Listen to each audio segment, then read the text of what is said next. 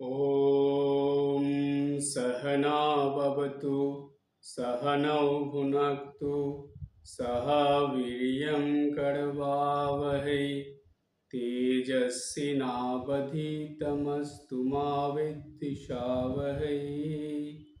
ॐ शान्ति शान्ति शान्तिः। हरिः ओम। স্বামীজির খুবই প্রিয় কঠোপনিষদ, সেই কঠোপনিষদের ধারাবাহিক আলোচনা চলছে, যেটার দিব্যত্রয়ী জীবন আলোকে যুগোপযোগী ব্যাখ্যার মধ্যে দিয়ে আমরা কঠোপনিষদের প্রথম অধ্যায়ের দ্বিতীয় বল্লীর 15 নম্বর মন্ত্র পর্যন্ত আলোচনা করেছিলাম। গত সপ্তাহে 15 নম্বর মন্ত্রে আলোচনা হয়েছে, আজকে 16 নম্বর মন্ত্রে যাব। কিন্তু তার আগে 15 নম্বর মন্ত্রে যে আলোচনা হয়েছে সেই আলোচনার কিছুটা বলে তারপরে 16 নম্বরটা শুরু করলে এটা বোঝার ক্ষেত্রে সুবিধা হবে। 15 নম্বর মন্ত্রের কথা আমি একটু সহজভাবে পদ্যের আকারে বলছি। সেখানে বলা ছিল, চতুর্বেদ যাহার মহিমা করে গান, সমুদয় তপশ্চর্যা হয় অনুষ্ঠিত, যাহার পণ হেতু ব্রহ্মচর্য ব্রত উদযাপন করে জীব, যাহার লাগিয়া অমিতি প্রতীক তার সংক্ষিপ্ত বর্ণন।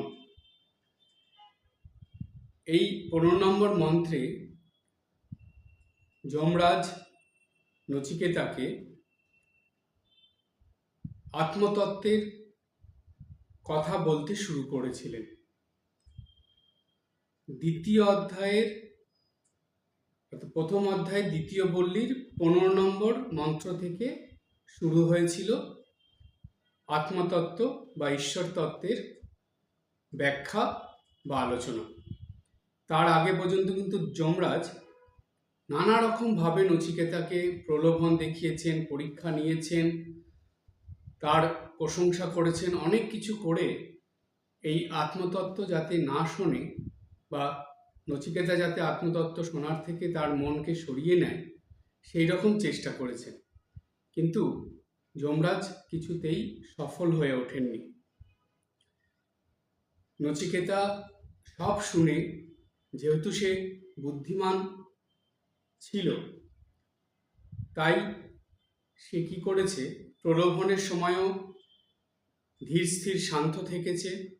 নিজের যেটা পাওয়ার সেটা পাওয়ার জন্য সে দৃঢ়ভাবে সেই পথটাকেই ধরে রেখেছিল, যে না, আমি আত্মতত্ত্বের কথা শুনবই শুনব, অন্য কোনোভাবে এই আত্মতত্ত্ব শোনার থেকে নিজেকে সরিয়ে নেব না।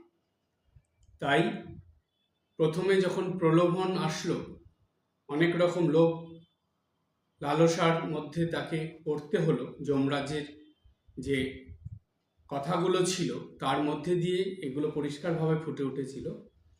কিন্তু নচিকেতা কিছুতেই সেই প্রলোভনে পা দেয়নি, ধীর স্থির শান্তভাবে ছিল, কথার উত্তরও দেয়নি, চুপচাপ শুনে গেছে।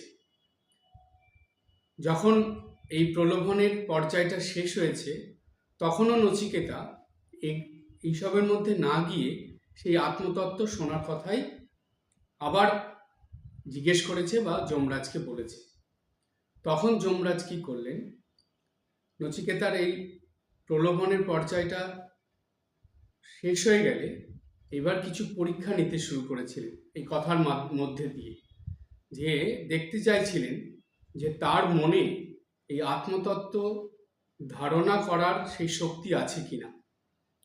সেই পরীক্ষাতেও নচিকেতা পাশ করে গেছেন। এবং এরপরে লাস্ট যেটা করলেন, যে যেহেতু পরীক্ষায় সে সফল হলো, তাই যমরাজ খুব প্রশংসা করতে শুরু করলেন তার। এই প্রশংসা শুনে যাতে নচিকেতা তার এই যে দৃঢ়তাটা, যেটা জানতে চাইছে সে, সেটার থেকে যেন নিজেকে সরিয়ে নেয়। দেখুন কি দারুণ শিক্ষা। ঠিক এই তিনটেই মানুষের জীবনে আসে এবং বেশিরভাগ মানুষকে ভালো কিছুর থেকে সরিয়ে দেয়। একটু ভালো করে চিন্তা করে দেখুন, যখনই দেখবেন আপনি কোনো ভালো কিছু করতে যাবেন বা কোনো কিছু করার সংকল্প নেবেন, এমনি মনে মনে করব করব করলে হবে না, না আমি করবই বলে সংকল্প নিলেন, তখনই দেখবেন নানা রকম বাধা অসুবিধা আসতে থাকবে। এই নানা রকম বাধা অসুবিধা যদি আপনি পার করে গেলেন, তারপরে কি হবে, এই এরপরেও এবার আপনাকে আনন্দ দেওয়ার জন্য বা আপনাকে খুশি করার জন্য নানা রকম পরীক্ষা শুরু হবে। এটা মহামায়ারই খেলা, বিভিন্ন রকমভাবে আপনাকে পরীক্ষা দিতে হবে। কিন্তু সেগুলো আপনার জীবনে আসার পরে আপনি ভাববেন, আচ্ছা এটা ঠিক আছে, আমি এটা করে ফেলব। যেই করলেন, খুব আনন্দিত হলেন, আবার আর একটা কিছু হলো, মানে আপনাকে কিছু পাইয়ে দেবে। অর্থাৎ হয়তো আপনি ভাবছিলেন অনেক দিন ধরে একটা জিনিস আপনার চাই, কিন্তু আপনি সেটা জোগাড় করতে পারছিলেন না।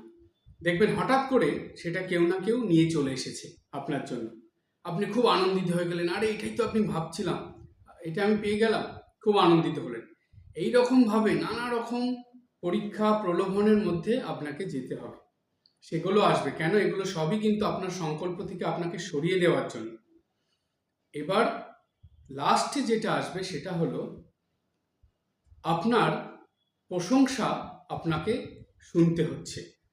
বিভিন্ন মানুষ বা বিভিন্ন জায়গা থেকে আপনি কিছু একটা করলেই নানা রকমভাবে প্রশংসা আসছে, আর সেগুলো এমন যে আপনাকে স্থির থাকতে দিচ্ছে না। আপনার মনে নানা রকম কিছু উঠছে, ও আচ্ছা এই তাহলে আমি তো আর এইটা করলে আরও প্রশংসা পাবো, এটা করলে আরও ভালো হবে। এরকমভাবে আপনার সংকল্প থেকে আপনাকে সরিয়ে দিতে চাইবে। জানবেন, সবসময় বাধা বিঘ্ন প্রতিকূলতা বা যে সমস্যা অসুবিধা, এগুলো যে খারাপভাবে আসবে তা নয়, এগুলো ভালো রূপ নিয়েও মানুষের জীবনে আসে। কিন্তু প্রশ্ন হলো, যারা সংকল্প করে কাজ করে, যারা কোনো কিছু দৃঢ়ভাবে ধরে রেখে কাজ করে, এগুলো তাদের জীবনেই আসে।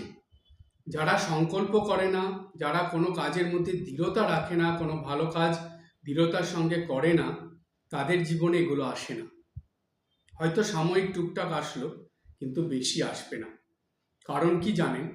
কারণ যখনই আপনি কোনো শুভ কর্ম, ভালো কর্মের জন্য সংকল্প নিয়ে নেবেন, যখন দৃঢ়ভাবে সেই পথে চলা শুরু করবেন, জানবেন মহামায়া কিছুতেই আপনাকে সেই কাজে সহজে সফল হতে দেবে না। কখনো যদি ভাবেন যে আজকে সারাদিনে সকাল থেকে রাত পর্যন্ত আমি 5,000 জপ করব, ধরুন বললাম যে আপনার খুব মনে হলো আজকে দিনটা খুব ভালো, একাদশীর দিন বা পূর্ণিমার দিন, আজকে ভালো দিন, আজকে ছুটি পেয়েছি, কোথাও যাওয়া নেই, কিছু নেই, বাড়িতেই থাকবো, আজকে 5,000 জপ করব। দেখবেন অন্যান্য দিনের তুলনায় সেই দিনে আপনার এত বেশি বাধা আসবে বা এত কিছু হবে, আপনি কিছুতেই সেই 5,000 জব কমপ্লিট করতে পারবেন না। আর ওটা যদি করতে হয়, তাহলে আপনাকে কিন্তু সেই দৃঢ় সংকল্পের সাথে সে রাত 12টা বাজলেও আপনাকে সেই সংকল্প পূরণ করে তারপরে ঘুমাতে হবে। যদি ঘুমও না হয়, সারা রাত ধরে হলেও আপনাকে সেই সংকল্প পূরণ করতে হবে, যে না আমি 24 ঘন্টার মধ্যে আমার এই সংকল্প আমি পূরণ করব। এই জিনিসটা জানেন, সত্যযুগে মানুষের মধ্যে খুব বেশি ছিল। প্রায় সব মানুষই এরকম সংকল্প নিয়ে দৃঢ় প্রতিজ্ঞ হয়ে যে কোনো ভালো কাজ করতেন।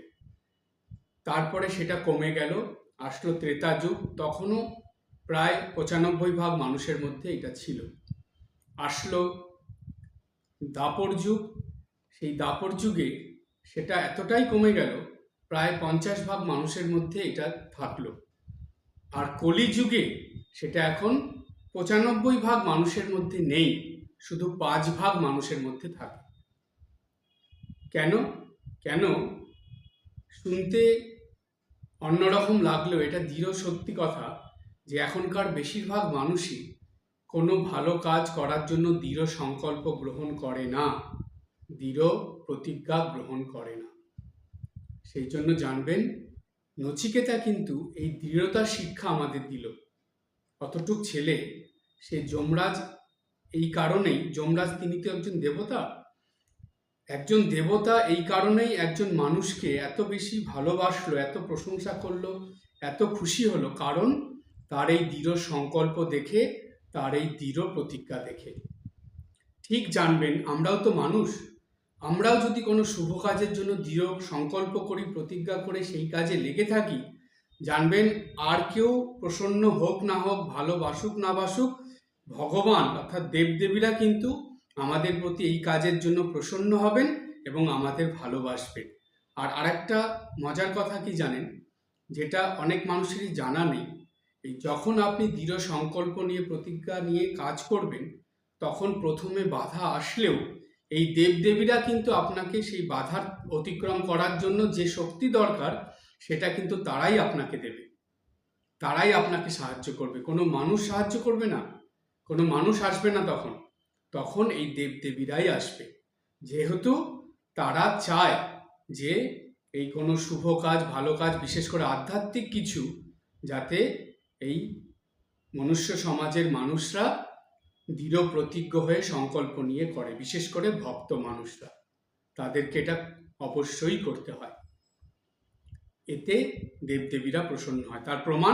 তার প্রমাণ নচিকেতার এটা দেখে স্বয়ং যিনি মৃত্যুর দেবতা, যম দেবতা, তিনি কিন্তু প্রসন্ন হয়ে গেলেন, প্রসন্ন হয়ে তাকে আশীর্বাদ করলেন এবং এত খুশি হয়েছেন যে এবার আত্মতত্ত্ব তাকে বলতে শুরু করে দিলেন। যেই আত্মতত্ত্ব মানুষের কাছে দেবতারা বলতেই চায় না, কারণ তারা ভাবে যে এটা মুনি ঋষিরাই বা অনেক দেবদেবীরাই এই আত্মতত্ত্ব ধারণা বা পরিষ্কারভাবে বুঝতে পারে না, তাহলে একটা মানুষ কি করে বুঝবে। কিন্তু এত কিছুর পরেও নচিকেতার এই দৃঢ়তা দেখে, এই সংকল্প থেকে যমরাজ প্রসন্ন হয়ে তাকে এটা বলছে। সুতরাং এই আর একটা শিক্ষা, আপনারা যদি বা আমরা যদি কোনো শুভ কাজ, আধ্যাত্মিক কিছু বা ধর্মীয় কিছু দৃঢ় সংকল্প এবং প্রতিজ্ঞা নিয়ে করি, জানবেন আমাদের দ্বারা অসম্ভব হলেও, আমরা পাওয়ার যোগ্য না হলেও, দেবতারা প্রসন্ন হয়ে সেটা আমাদেরকে পাইয়ে দেবে, সেটা আমাদেরকে দিয়ে দেবে। সুতরাং দেখুন, এই দৃঢ় সংকল্প এবং দৃঢ় প্রতিজ্ঞা যেটাই বলুন, তার মধ্যে কতটা লাভ হয় মানুষের দেখুন, কিন্তু বেশিরভাগ মানুষ এটার মধ্যে যায় না। তো এটাই হলো আমাদের উন্নতির পথে বাধা। যদি আপনাকে জীবনে অসম্ভব কিছু লাভ করতে হয়, জীবনে খুব উন্নতির মধ্যে যেতে হয়, সমস্ত বাধা বিপত্তি প্রতিকূলতা ছাড়িয়ে আপনাকে দিব্যানন্দ লাভ করতে হয়, তাহলে কিন্তু এই সংকল্প নিয়েই চলতে হবে। এটা হলো প্রথম শিক্ষা আমরা পেলাম এই কঠোপনিষদ থেকে। এই জন্যই স্বামীজি কিন্তু, স্বামী বিবেকানন্দ, তিনি কিন্তু এটা খুব ভালোবাসতেন। এই দৃঢ়তা, এই সংকল্প নিয়ে কিছু করা, এটা স্বামীজির খুব পছন্দের ছিল। সেই জন্যই স্বামীজি এই কঠোপনিষদকে এত পছন্দ করতেন এবং কঠোপনিষদ সবাইকে পড়তে বলতেন। এর থেকে আমাদের মনের জোর বাড়ে, আমাদের কিভাবে কাজ করতে হবে সেই শিক্ষাটা আমরা কঠোপনিষদে পাই, যে এইরকম দৃঢ় সংকল্প নিয়ে আমাদেরকে কাজ করতে হবে। তো সেই প্রসঙ্গ বলতে গিয়ে যমরাজ নচিকেতাকে প্রথমেই বললেন যে এই যে আত্মতত্ত্ব বা ব্রহ্মতত্ত্ব যেটা, সেটা চতুর্বেদে কিন্তু এরই কথা বলেছে। বেদ শাস্ত্রে, সমস্ত পুরাণ শাস্ত্রে যত ধর্মীয় গ্রন্থ আছে, তার মধ্যে কিন্তু এই পরমাত্মার, এই ব্রহ্মের কথাই আছে। ব্রহ্মের দুটো রূপ, একটা হলো সগুণ ব্রহ্ম, একটা হলো নির্গুণ ব্রহ্ম। যখন সগুণ ব্রহ্ম, তখন অবতার হয়ে একটা কোনো রূপ ধারণ করে, দেহ ধারণ করে মানব জাতির মধ্যে বা মনুষ্য লোকে এসে সেই ভগবানই লীলা করে, সেটা হলো সগুণ ব্রহ্মের উদাহরণ। আর নির্গুণ ব্রহ্ম, যার কোনো আকার নেই, তিনি জ্যোতিস্বরূপ। তাই একই ব্রহ্ম, তার দুটো ভাগে তিনি মানুষের কাছে ধরা দেন, একটা নির্গুণভাবে, একটা সগুণভাবে। তো বেদ, উপনিষদ, সব ধর্মগ্রন্থই কিন্তু সেই একই ভগবানের কথাই বলছে, ভগবানের স্তুতিগানই করছে। এবার বললেন যে এই যে মুনি ঋষিরা তপস্যা করে, এই যে তারা এত কঠোরতা করে, ব্রহ্মচর্য পালন করে, সংযম করে, সাধক সাধিকারা, তারপরে মহাপুরুষরা, সাধু সন্ন্যাসীরা কাকে পাওয়ার জন্য করে, কার উদ্দেশ্যে করে? এই যে আপনারা, বেশিরভাগ মানুষই এখন আছে, এটা খুব ভালো একটা লক্ষণ যে তারা একাদশী ব্রত পালন করে। অনেক মানুষ আছে যারা পূর্ণিমা ব্রত পালন করে। অনেক মানুষ আছে যারা প্রতি বৃহস্পতিবার লক্ষ্মীবারে লক্ষ্মী ব্রত পালন করে। এগুলো খুবই ভালো লক্ষণ, কিন্তু এগুলোর পিছনে উদ্দেশ্যটা কি? কেন করা হচ্ছে এটা? কারণ সেই এক ঈশ্বরকে লাভ করার জন্য বা ভগবানকে পাওয়ার জন্য, তাকে প্রসন্ন করার জন্য, তাকে দর্শন করার জন্য, এবং সেই কাজের মধ্যে দিয়ে সুখ শান্তি আনন্দ লাভ করার জন্য। নিজেরও যেমন হবে, আপনার জানা পরিচিত আশেপাশের যারা আছে সংসারে পরিবারে তাদেরও মঙ্গল হবে। এই রকম বিভিন্ন রকম মনোভাব নিয়ে মানুষ করে, কিন্তু মূল উদ্দেশ্যটা কি? মূল উদ্দেশ্য হলো ঈশ্বর দর্শন বা ঈশ্বর লাভ বা ঈশ্বরের প্রসন্নতা। এই উদ্দেশ্যেই কিন্তু এগুলো করা হয়। তাই এটা একই বলছে যে এই যে ব্রহ্মচর্য ব্রত পালন, তারপরে এই তপস্যা করা, কঠোরতা করা, এগুলো সব কিছুই কিন্তু তাকে পাওয়ার উদ্দেশ্যের জন্য, সেই ব্রহ্মের জন্য। এর জন্যই জীব অর্থাৎ মানুষ এগুলো করে থাকে। তারপরে যমরাজ বললেন যে এই ব্রহ্মের কে যদি বলতে হয়, উচ্চারণ করতে হয়, যেটা নির্গুণ ব্রহ্ম, তাকে কোনো শব্দের দ্বারা বোঝানো যায় না। একটাই শব্দ তার জন্য উচ্চারণ করা হয়। এই শব্দ দ্বারাই সেই নির্গুণ ব্রহ্মকে বোঝানো হয়। সেটা কি? সেটা হলো ওম। সেই শব্দটা হলো ওম। দেখুন, এখানে একটা প্রশ্ন আসবে মনে, যে যমরাজ নচিকেতাকে প্রথমে এই ওমের কথা কেন বললেন? কারণ প্রথমে তো নির্গুণ ব্রহ্মই ছিল, পরে তো সৃষ্টির প্রয়োজনে বা সৃষ্টির কল্যাণে, মঙ্গলের জন্য সেই নির্গুণ ব্রহ্ম সগুণ ব্রহ্ম হয়ে আসলো। অবতার হয়ে বলুন বা মনুষ্য দেহ ধারণ করে আসলেন সেই নির্গুণ ব্রহ্ম সগুণ হয়ে মনুষ্য সমাজে এসে এই মনুষ্য সমাজের মঙ্গলের জন্য, কল্যাণের জন্য একটা দেহ ধারণ করে আসলেন। আমরা পাই অবতারদের কথা, অনেক অবতার এসেছে। সেই অবতারদের প্রসঙ্গে যদি যাওয়া যায়, দেখা যায় যে একের পর এক সেই নির্গুণ ব্রহ্ম সগুণ হয়ে মানব দেহ ধারণ করে অবতার হয়ে তিনি এসেছেন এবং লীলা করে গেছেন। এবং কি লীলা করেছেন? তিনি এই সৃষ্টিতে যাতে ধর্ম বা এই আধ্যাত্মিকতা সবসময় থাকে, মানুষ যাতে এই ধর্মের পথ ধরে সৎভাবে জীবনযাপন করে, ঠিক সেই শিক্ষাগুলোই তারা দিয়ে গেছেন। এবং যুগোপযোগী এমন শিক্ষা তারা দিয়েছেন, যেই শিক্ষা গ্রহণ করে সেই যুগের মানুষ চললে সেই সগুণ ব্রহ্মকে ধরে সে নির্গুণ ব্রহ্মকে লাভ করতে পারবে বা ঈশ্বর লাভ করতে পারবে, ঈশ্বর দর্শন করতে পারবে।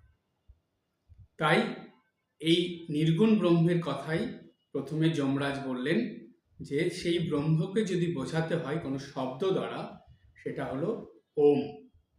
এই জন্যই ওম ইতি প্রতীক, তার সংক্ষিপ্ত বর্ণন সংক্ষেপে বলে দিল যে ওমটাই হলো সেই নির্গুণ ব্রহ্মের প্রতীক। এবার সেই ওমের ব্যাখ্যার মধ্যে আমরা যাব। এবার যমরাজ নচিকেতাকে বলছেন 16 নম্বর মন্ত্র, দ্বিতীয় বললি 16 নম্বর মন্ত্রে যমরাজ বলছেন, এতৎ হি এব অক্ষরম ব্রহ্ম, এতৎ হি এব অক্ষরম পরম, এতৎ হি এব অক্ষরম জ্ঞাত্বা যা যদিচ্ছতি তস্য তৎ। খুব সুন্দর কথা, একটু কঠিন, মাথার উপর দিয়ে গেল। এবার যাতে মাথার ভিতরে যায় সেইভাবে বলছি। যমরাজ নচিকেতাকে বললেন, প্রথমে তো বললেন যে ওম যে শব্দটা, অক্ষরটা, সেটাই হলো ব্রহ্মের প্রতীক। বলার পরে তারপরে বলছেন এই ওমটাই হলো কি, বলছে এতদ হি এব অক্ষরম ব্রহ্ম। বলছে এই যে ওম অক্ষরটা, এটাই হলো ব্রহ্ম। এই ওম শব্দটা দ্বারা, যে অক্ষরটা দ্বারা ব্রহ্মকে জানা যায় বা ব্রহ্মকে বোঝা যায়। বোঝা যায় মানে ব্রহ্মের প্রতীক হিসাবে ওমকে ধরা হয়, এবং ব্রহ্মের যদি কোনো শব্দ দ্বারা তাকে বুঝতে হয় তাহলে সেই শব্দটা হলো ওম। সেই জন্য বলল যে এতৎ হি এব অক্ষরম ব্রহ্ম, এই ওঙ্কার অক্ষরই পরম ব্রহ্ম। এটা প্রথমে বললেন যমরাজ। তারপরে কি বললেন? বললেন এতৎ হি এব অক্ষরম পরম। বলছে এই ওঙ্কার অক্ষরই হলো ব্রহ্ম। প্রথমে বলল পরম ব্রহ্ম, তারপরে বলল ব্রহ্ম। কেন এই দুটো বলল সেই ব্যাখ্যার মধ্যে আসবো। তারপরে এর পরের লাইনে বললেন এতৎ হি এব অক্ষরম জ্ঞাত্বা, অর্থাৎ এই অক্ষর যে ওম অক্ষর, তাকে উপাসনা করে যে যেটা ইচ্ছা করে, তাই বলল যে এতৎ হি এব অক্ষরম জ্ঞাত্বা, এই ওমকে জেনে যারা উপাসনা করে বা সাধন ভজন করে তাদের কি হয়? বলল যদিচ্ছতি তস্য তৎ, তারা যা ইচ্ছা করে এই উপাসনা করে, সাধনা আরাধনা করে, তারা সেটাই লাভ করে। খুব সুন্দর কথা। আবার বলি, প্রথমে বলল নচিকেতাকে যে নচিকেতা তুমি জানবে যে এই ওমটা হলো, এই ওম অক্ষরটা, এটাই হলো পরব্রহ্ম। পরব্রহ্ম মানে এখানে বুঝবেন নির্গুণ ব্রহ্ম, প্রথমে বললেন। তারপরে বললেন এই ওম অক্ষরই ব্রহ্ম। এই পরব্রহ্ম মানে নির্গুণ ব্রহ্ম, দ্বিতীয়বার ব্রহ্ম মানে হলো সগুণ ব্রহ্ম। তাই প্রথমটা হলো ওম পরব্রহ্মেরও প্রতীক, আবার ওম অর্থাৎ নির্গুণ ব্রহ্মের প্রতীক যেমন, তেমন সগুণ ব্রহ্মেরও প্রতীক। তারপরে বলছে এই ওমকে বুঝে জেনে যারা সাধনা করে, আরাধনা করে, তপস্যা করে, এই ওমকে যারা জেনে নিয়ে তাদের সাধনার মধ্যে সময় অতিবাহিত করে, বলছে তারা যেই ইচ্ছা নিয়ে সাধন ভজন করে তারা সেটা খুব সহজেই লাভ করতে পারে। এটাই হলো 16 নম্বর মন্ত্রের সহজ অর্থ। এটাকে যদি আমরা কবিতার আকারে বলি তাহলে কি দাঁড়ায়? এই ওম অক্ষর পরব্রহ্ম, যা নির্গুণ ব্রহ্ম। এই ওম অক্ষরই ব্রহ্ম, যা সগুণ ব্রহ্ম হয়। এই ওমের উপাসনা করে যে জনা, তার কাছে পরম বস্তু লাভ কঠিন নয়। অর্থাৎ এই ওমের উপাসনা করলে সে পরম বস্তু। যারা সাধনা আরাধনা করে তারা কি চায়? তারা ঈশ্বর দর্শন করতে চায়, ঈশ্বর লাভ করতে চায়, সেই ভগবানকেই বা ব্রহ্মকেই, পরমাত্মাকেই তারা চায়।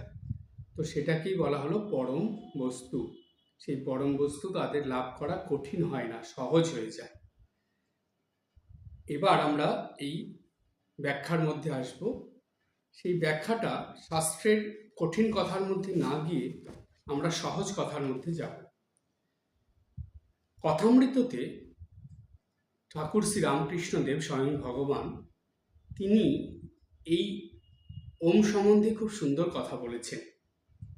ওমকে বলা হয় শব্দ ব্রহ্ম, অর্থাৎ যেই শব্দের দ্বারা ব্রহ্মকে বোঝানো হয় সেই শব্দ ব্রহ্ম হলো ওম। ঠাকুর খুব সুন্দর বলছেন, কথামৃততে আছে, সেখানে ঠাকুর বলছেন, মণিলাল মল্লিক পুরাতন ব্রহ্মজ্ঞানী, ভবনাথ রাখাল মাস্টার মাঝে মাঝে ব্রাহ্ম সমাজে যাইতেন। শ্রীরামকৃষ্ণ ওঙ্কারের ব্যাখ্যা ও ঠিক ব্রহ্মজ্ঞান ব্রহ্মদর্শনের পর অবস্থা বর্ণনা করিতেছেন শ্রীরামকৃষ্ণ ভক্তদের প্রতি। শব্দব্রহ্ম ঋষি মুনিরা ওই শব্দ লাভের জন্য তপস্যা করতেন। সিদ্ধ হলে শুনতে পায় নাভি থেকে এই শব্দ আপনি উঠছে, অনাহত শব্দ। একমতে শুধু শব্দ শুনলে কি হবে? দূর থেকে শব্দ কল্লোল শোনা যায়, সেই শব্দ কল্লোল ধরে গেলে সমুদ্রে পৌঁছানো যায়। যে কালে কল্লোল আছে সে কালে সমুদ্রও আছে। অনাহত ধ্বনি ধরে ধরে গেলে তার প্রতিপাদ্য ব্রহ্ম তার কাছে পৌঁছানো যায়, তাকেই পরমপদ বলছে। আমি থাকতে অরূপ দর্শন হয় না, যেখানে আমিও নাই তুমিও নাই, একও নাই অনেকও নাই, সেখানেই এই দর্শন। খুব সুন্দর কথা ঠাকুর বললেন, এটাকে এত সহজভাবে ঠাকুর বলে দিলেন। প্রথমে কি বললেন ঠাকুর? বললেন ওম হলো শব্দ ব্রহ্ম। এই ওম শব্দটা হলো কে বলা হয়? শব্দ ব্রহ্ম।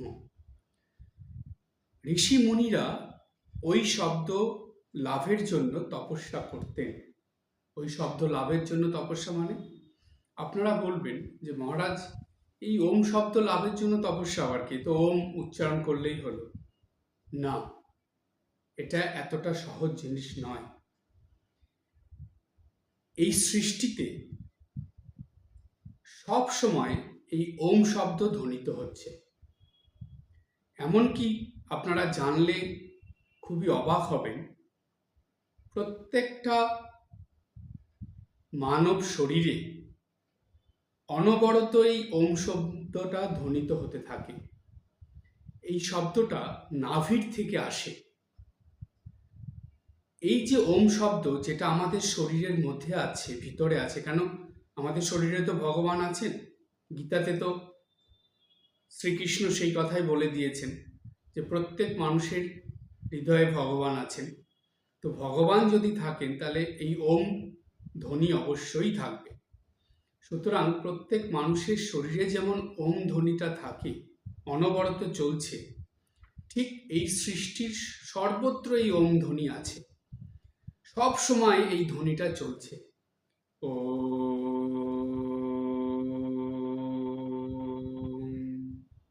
এরকম ভাবে সর্বদা চলতে থাকে এই শব্দটা।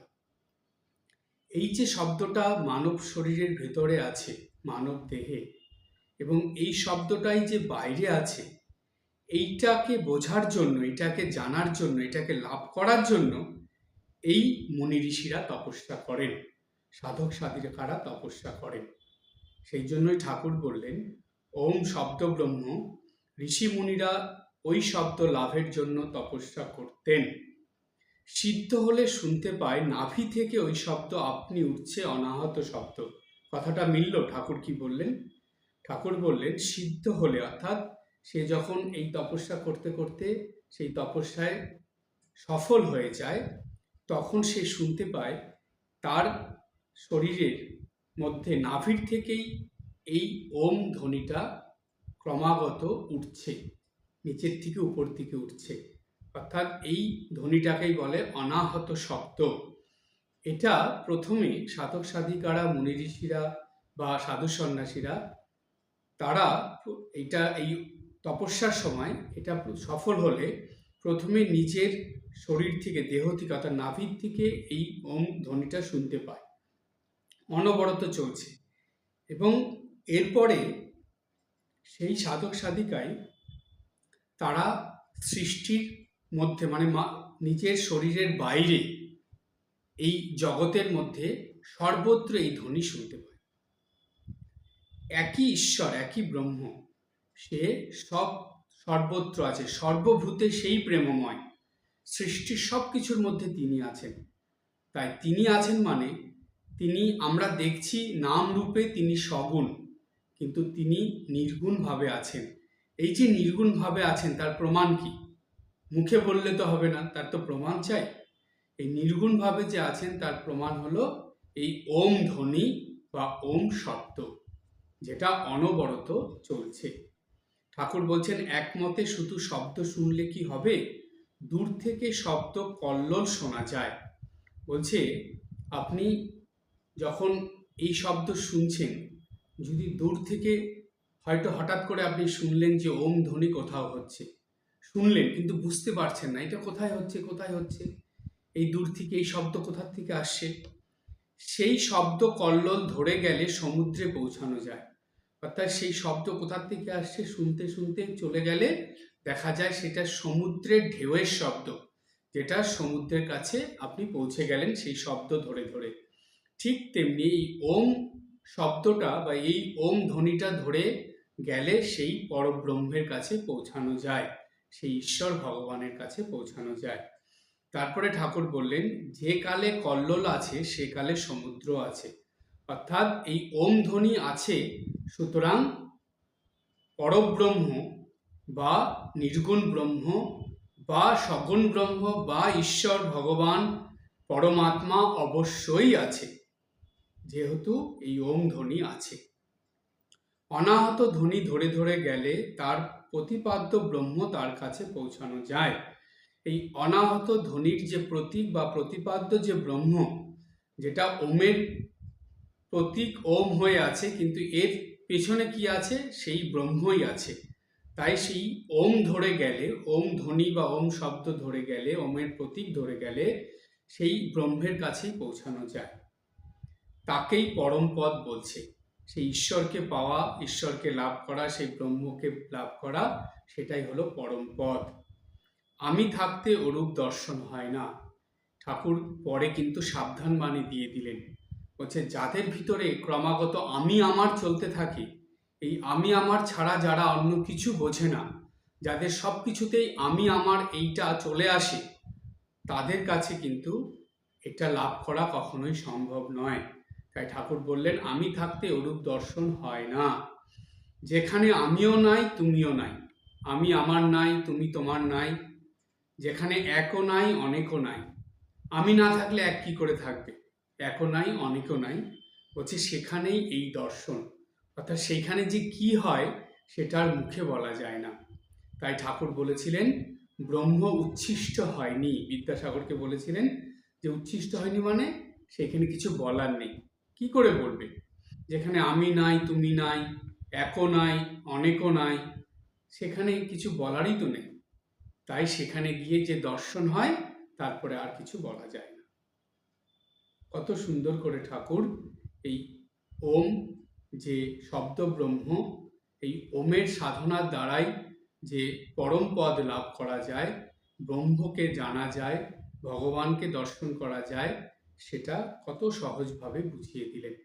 শাস্ত্রের অনেক কঠিন কঠিন তত্ত্ব তার মধ্যে ঠাকুর গেলেন না, শাস্ত্রের কথাই বললেন, কিন্তু কত সহজভাবে বলে দিলেন। এরপরে আরেকটা নতুন বিষয় বলবো। এরপরে ঠাকুর আর এক জায়গায় বলছেন, ঠাকুরের কাছে একজন এসেছেন, তিনি একজন সাধু, তিনি হলেন নিরাকারবাদী সাধু। সেই সাধুটা আসার পরে ঠাকুর বলছেন, সাধুটি বেশ, একটা গান আছে, সহজ না হলে সহজকে চেনা যায় না। এই কথা বলে ঠাকুর বলছেন সেই সাধুটার প্রতি, অর্থাৎ যেহেতু সাধুটা নিরাকারবাদী তাই তাকে বলছেন যে নিরাকারবাদী তা বেশ, তিনি নিরাকার সাকার হয়ে আছেন, আরো কত কি, যারই নিত্য তারই লীলা। সেই বাক্য মনের অতীত যিনি, তিনি নানা রূপ ধরে অবতীর্ণ হয়ে কাজ করছেন। সেই ওম হইতে ওম শিব, ওম কালী, ওম কৃষ্ণ হয়েছে। এই যে অংশটুকু বলা হলো কথামৃততে আছে, ঠাকুর বলছেন একটা সাধুকে নিরাকারবাদী যিনি তাকে। কিন্তু ঠাকুর এই কথার মধ্যে দিয়ে বুঝিয়ে দিলেন যে নিরাকার হয়েও সাকারকে জানি সে অবহেলা না করে বা অন্য চোখে না দেখে। নিরাকার যিনি তিনি সাকার হয়ে আসেন। নিরাকারবাদী তা বেশ, তিনি নিরাকার সাকার হয়ে আছেন। প্রথমেই বলে দিলেন সেই একই ঈশ্বর, ব্রহ্ম, পরমাত্মা যাই বলি না কেন আমরা, তিনি কিন্তু নিরাকার সাকার দুটোই হয়ে আছেন। আরো কত কি, যারই নিত্য তারই লীলা। নিত্য মানে সেই নিরাকার ঈশ্বর, আর তারই লীলা, তিনি সাকার হয়ে এসে লীলা করেন। সেই বাক্যমনের অতীত যিনি, তিনি নানা রূপ ধরে অবতীর্ণ হয়ে কাজ করছেন। বাক্যমনের অতীত মানে ব্রহ্ম, যিনি নিরাকার ব্রহ্ম, তাকে বাক্যমন দ্বারা বর্ণনা করা যায় না। কিন্তু তিনি আবার সাকার ঈশ্বর হয়ে অবতার হয়ে এসে কত কাজ করছেন, অর্থাৎ জগৎ কল্যাণের কাজ করছেন। সেই ওম হইতে, এই যে বললাম ওম হলো পরব্রহ্মের প্রতীক। সাকার ব্রহ্ম, নিরাকার ব্রহ্ম দুটোর কথা যমরাজ বললেন। সেইখানে দেখুন এই যেটা নিরাকার ব্রহ্ম, যেটাকে পরব্রহ্ম বলছে, তার প্রতীক হলো ওম। তাই ঠাকুর বললেন ওম হইতে ওম শিব, অর্থাৎ ওম শিব এই কথাটার মানে কি? মানে সেই পরব্রহ্ম নিরাকার ব্রহ্ম সাকার হলে সে শিব। তাহলে সাকার নিরাকার বা নিরাকার সাকার দুটো একসঙ্গে উচ্চারণ হলো, ওম শিব। আবার ওম কালী ঠিক একই রকম ভাবে, ওম কালী, ওম কৃষ্ণ। তো সুতরাং এই সাকার ঈশ্বর, তাদের নাম উচ্চারণ, নাম রূপ তো নিয়ে সাকার, তো তাদের নাম উচ্চারণ করার আগে কিন্তু তারা যে তাদের আসল স্বরূপ যে নিরাকার, সেটা বোঝানোর জন্য ওমটা উচ্চারণ করা হচ্ছে। তাই ওম শিব, ওম কালী, ওম কৃষ্ণ এগুলো হয়েছে। দেখুন আমাদের হিন্দু শাস্ত্রে কত সুন্দর মানে ব্যাখ্যা। আপনারা যখন পূজার মন্ত্র বলেন বা কোনো মন্ত্র বলা হয়, কোনো দেবদেবীর নাম উচ্চারণ করা হয়, তখন কিন্তু এই ওমটা উচ্চারণ করা হয়ই হয়। এই ওম উচ্চারণের মাহাত্ম্যটা কিন্তু আজকে অনেকের কাছেই পরিষ্কার হয়ে গেল যে কেন খুব ভালোভাবে ওমটাকে উচ্চারণ করতে হয়। ওম উচ্চারণ করে তবে দেবদেবীদের নাম উচ্চারণ করা হয় বা অবতার পুরুষদের নাম উচ্চারণ করা হয়। কারণ সেই একই ব্রহ্ম, অর্থাৎ যিনি পরব্রহ্ম, নির্গুণ ব্রহ্ম, তিনি সগুণ হয়ে নাম রূপ নিয়ে এসে জগৎ কল্যাণ করেন। তাই ঠাকুর প্রথমেই বলে দিলেন তিনি নিরাকার সাকার হয়ে আছেন। তিনি নিরাকার সাকার, ওম হলো নিরাকার, এবং যখনই আমরা শিব, কালী, বিষ্ণু যাই বলছি না কেন, সেটাই হলো সাকার হয়ে গেল। তাহলে নিরাকার সাকার দুটো মিলিয়েই ঈশ্বরের স্বরূপ। এই ছিল যমরাজের শিক্ষা, যেটা নচিকেতাকে বলার মধ্যে দিয়ে তিনি সকল মানব জাতির জন্য বলেছিলেন। আজকে এই পর্যন্ত। সবাই ভালো থাকবেন, হাসি খুশি আনন্দে থাকবেন। ওম শান্তি শান্তি শান্তি। হরি ওম তৎসৎ। শ্রীরামকৃষ্ণার্পণমস্তু।